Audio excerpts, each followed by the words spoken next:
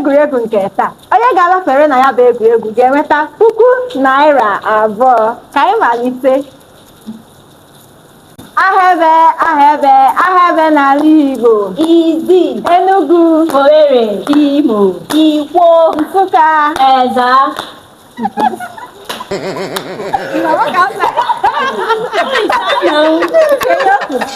Jizọs aha nri ndị Igbo bụ Ji, osikapa achịcha, ede, ụkwa